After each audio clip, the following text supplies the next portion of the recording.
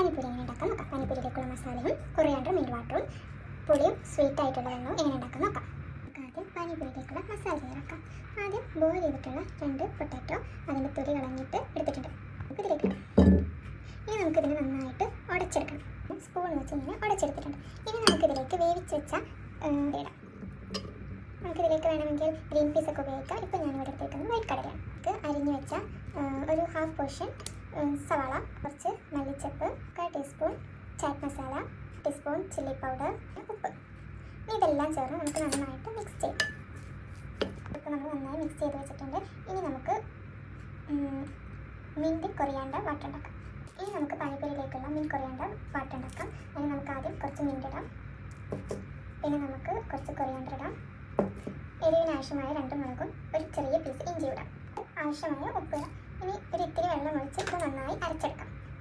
ഇത് നന്നായി അരച്ചെടുത്തിട്ടുണ്ട്. ഇനി നമുക്കിത് പാത്രത്തിലേക്ക് അരിച്ചെടുക്കാം. ചെറുത്ത വെള്ളത്തിലേക്ക് 1 ടീസ്പൂൺ കുരുമുളക് പൊടി, 1 ടീസ്പൂൺ ചാറ്റ് മസാല, വെള്ളം ഒഴിച്ച് നന്നായി മിക്സ് ചെയ്യാം.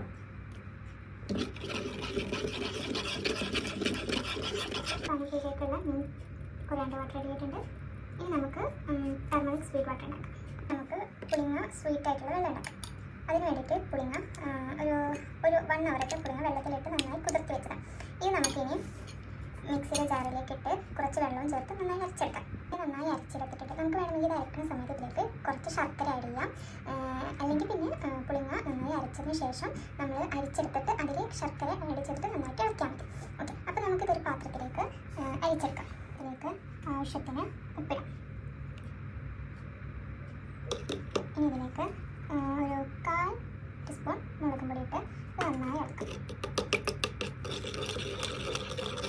സ്വീറ്റ് ആയിട്ടുള്ള പുളിവെള്ളം പാനിപ്പൂരിയുടെ പുളിവെള്ളം റെഡി ആയിട്ടുണ്ട്. അപ്പോൾ പാനിപ്പൂരിക്കുള്ള പൂരി ഫ്രൈ ആക്കി എടുത്തിട്ടുണ്ട്. ഇതെങ്ങനെയാണെന്ന് വെച്ചിട്ടുണ്ടെങ്കിൽ ഗോതമ്പിൽ കുറച്ച് ഉപ്പും കുറച്ച് ബേക്കിംഗ് സോഡ ഇട്ട് വെള്ളം ഒഴിച്ച് സാധാപോലെ കുഴച്ച് കുറച്ച് നേരം വയ്ക്കുക.